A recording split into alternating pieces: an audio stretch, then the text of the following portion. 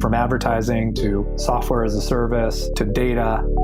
Across all of our programs and clients, we've seen a 55 to 65% open rate. Getting brands authentically integrated into content performs better than TV advertising.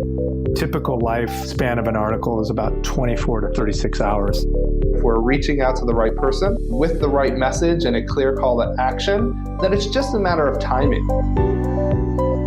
Welcome to the MarTech Podcast, and I Hear Everything production. In this podcast, you'll hear the stories of world-class marketers that use technology to drive business results and achieve career success. We'll unearth the real-world experiences of some of the brightest minds in the marketing and technology space so you can learn the tools, tips, and tricks they've learned along the way. Now here's the host of the MarTech Podcast, Benjamin Shapiro.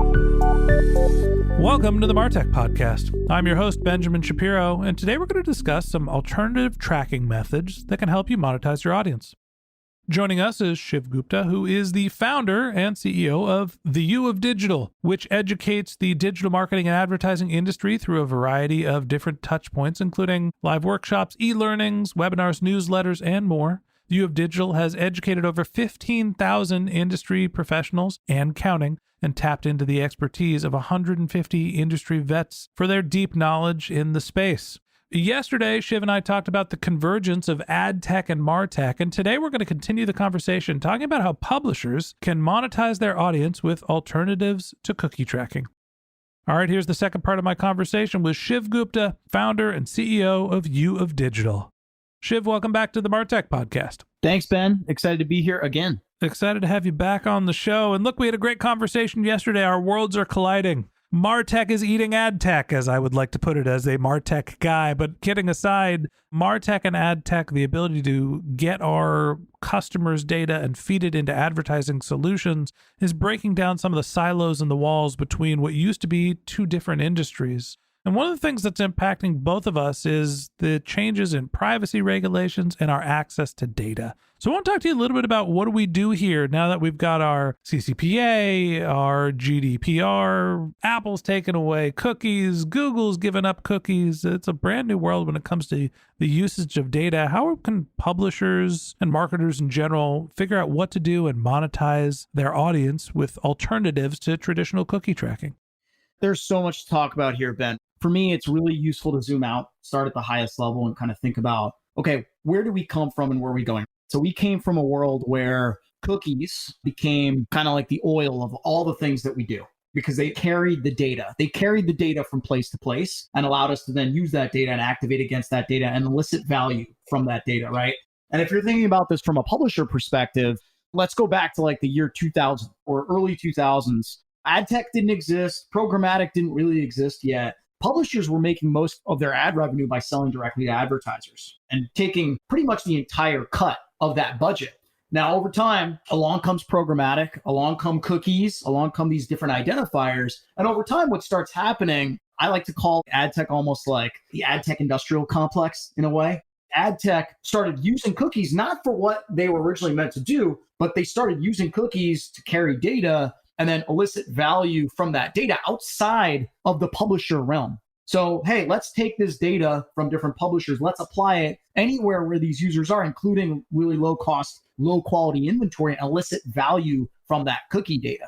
So over time, what happened, I think, is the ad tech industrial complex sucked away a lot of the budgets. They kind of ate away at that pie that the publishers were enjoying most of the early 2000s, right? So fast forward to 2020, and now you look at the chart, the tax that's levied on the budgets from the marketer, and 50% of it goes to other stuff. It goes to technology, agencies, SSPs, DSPs, et cetera. And the publisher actually gets less than 50% of the cut. So cookies going away, let's bring it all back to your original question. Cookies going away is an interesting crossroads for publishers, in my opinion, because it's an opportunity. There's a strategic opportunity to wrestle back some of that control and maybe take back some of that pie. But that's a strategic opportunity and that's a long-term bet. Because what that means in the short term is you sacrifice revenue. If you're not trying to help the industry figure out what the alternatives to the cookie are, what you do is you sacrifice potential revenue in the short term, right? So I think as the industry tries to figure out, hey, here's some alternative ID solutions for publishers, their choices are, do we play nice with these ID solutions? Do we adopt them? Do we share data into them? Or do we just kind of use them for our own purposes? How do we play with these ID solutions to near term ensure that we're generating revenue that we need, but also big picture strategically, maybe wrestle some of the leverage and the control back towards us? I was listening to a podcast about the streaming industry or the media industry, and essentially the takeaway was there's only two ways to make money: bundling and unbundling.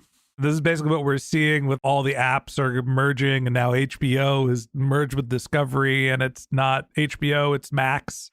And inevitably, the people that were paying for the Discovery Channel now are going to pay something else and pay more. And eventually they'll break it up when they buy too many apps, and then you'll have to pay for each one individually.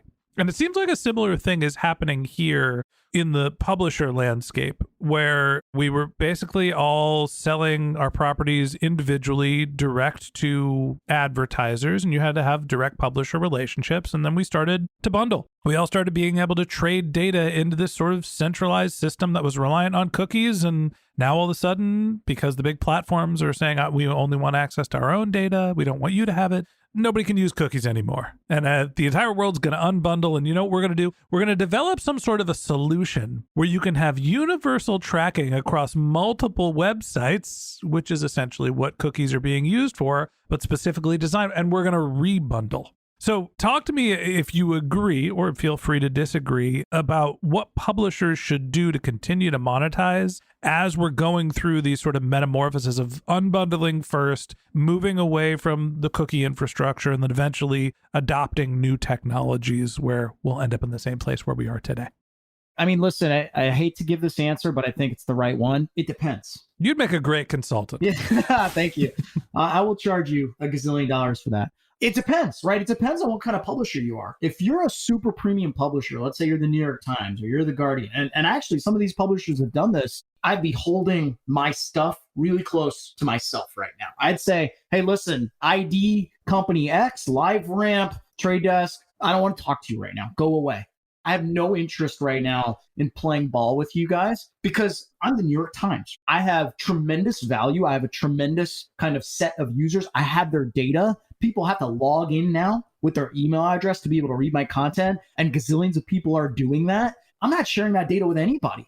I am wrestling the control back from the ad tech industrial complex. So it depends. If you're those publishers, that's what I would be doing. I'd be thinking about, okay, cookies are going away. You can't be stealing my data willy-nilly anymore and like targeting my users on all these different websites and eliciting value from that. You have to find those users on my inventory in my ecosystem. And there's value to that for marketers. I know that. So I'd be looking for opportunities to create that leverage as cookies go away. On the flip side, if I'm a smaller publisher that actually relies heavily on programmatic ad revenue and heavily on data, I'd be running in the opposite direction. I'd be running to those guys and saying, hey, how can I play nice? How can I share data to elicit more data back? How can I participate in your co-op? So it kind of depends on where you sit. Your strategy is going to be different. It's like a distribution problem. If you're a small publisher, you want your content to be distributed everywhere. You want everybody to be able to read it, and you'll put it on every platform. I'll take my content and I'll put it on Facebook, and I'll put it on Twitter, and I'll put it on TikTok, and I'll put it on the podcast and YouTube and blah, blah, blah, blah, blah, blah. But if I'm the New York Times, I want everybody to go to NewYorkTimes.com because it seemingly has the brand recognition to get people to go to an end domain. All right, now let's fast forward to a couple different years from now where the industry adopts not cookies, but brownies. And we're going to be using this brownie technology to pass data about who is visiting a website, what their interactions are, and be able to target them. What does that do for the landscape as we start to come up with specific data exchange technologies? Well, I think the biggest thing to note about the transition from cookies to brownies is there's going to be a lot of different types of brownies. There's not going to be a brownie that enables that, or a unified type of brownie that enables that data exchange ubiquitously across all environments, different types of publishers, different types of technologies. We're going to live in a world with multiple flavors of brownies. So I think what that means for marketers, for publishers, et cetera, is first of all, you got to think strategically. What is your strategy? What is your data strategy? How do you elicit the most value from your data and your inventory? And then how does that tie back to which brownies you choose to cooperate with? which brownies you choose to deploy on your sites, which brownies you choose to pass on to your customers. If you're the publisher, like, hey, through my Bitstream or through my tech, like I'm comfortable passing you this chocolate brownies, white chocolate brownies, et cetera, but not these mint brownies. Because the mint brownies, they're doing some stuff, right? Where they're kind of like, they're taking the data and they're using it in other places that's actually degrading my value.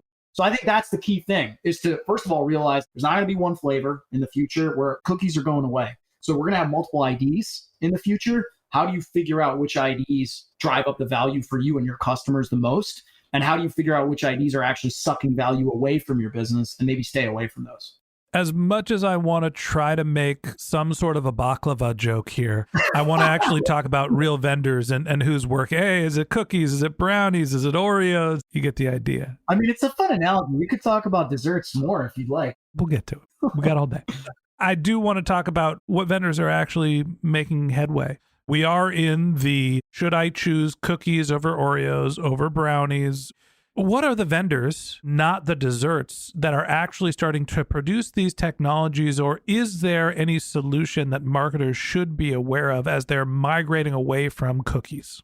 I love this topic. I'm actually going to speak about this topic, calling BS on identity, in a few weeks at an event. So the key thing to realize about the question you just asked is right now we are in a moment of great uncertainty, right? And the uncertainty is rooted in two things. First thing is we do not have a conclusion on what regulation is going to ever look like, or we don't know right now what it will look like around data privacy, data tracking, data collection, et cetera.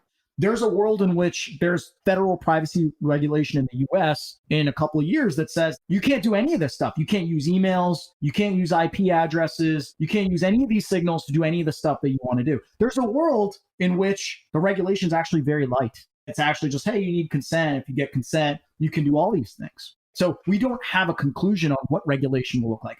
Number two, we do not have a conclusion, and we may never have a conclusion of what is the end state of the big tech platforms when it comes to data privacy and identity. So we don't know when Apple stops. Maybe they never stop. Maybe their whole thing is every time there's a loophole to be able to collect data from users and do it cross-site and cross-app, et cetera, Apple's going to close that loophole. And we don't know if like Google's going to continue to follow those footsteps. So the reason I bring those two things up, right? We don't know where we're going.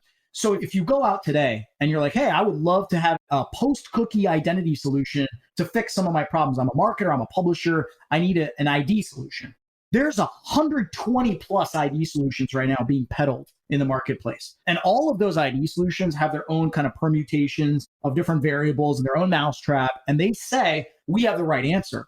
The reality is nobody knows what the right answer is because we are in an uncertain state. We don't know what the conclusion of these two key factors are. So everyone's building their solutions based on hypotheses. That's the issue. So I can like sit here and say, listen, I think probabilistic approaches will hold water in the future. I think LiveRamp's doing a nice job around that. I think Alodemy is doing some interesting stuff around that. You know, I think deterministic stuff could be valuable. Who's got a big deterministic graph? Well, those are the big walled gardens. It's Amazon, it's Google, it's Facebook, et cetera. So like I could sit here and say like, oh, okay, well, these companies are doing these interesting things. The reality is it's all based on hypothesis. If I was a betting man for a variety of reasons, I'd probably bet on a Switzerland type company to be like the most prominent ID solution. So let's say LiveRamp, I would bet on a LiveRamp type of solution. But again, there's going to be many brownies, many IDs in the future. I don't think it's just going to be Switzerland.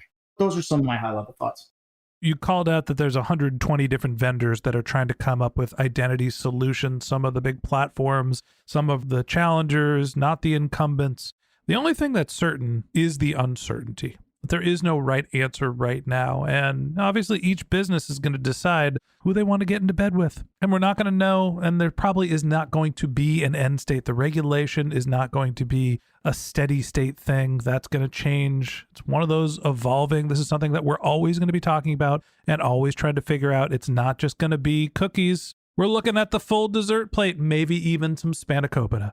And that wraps up this episode of the Martech Podcast. Thanks for listening to my conversation with Shiv Gupta, the founder and CEO of U of Digital. If you'd like to get in touch with Shiv, you can find a link to his LinkedIn profile in our show notes. You can contact him on Twitter. His handle is airgoops23, AIRGUPS23, or you can visit his company's website, which is uof.digital. That's uof.digital.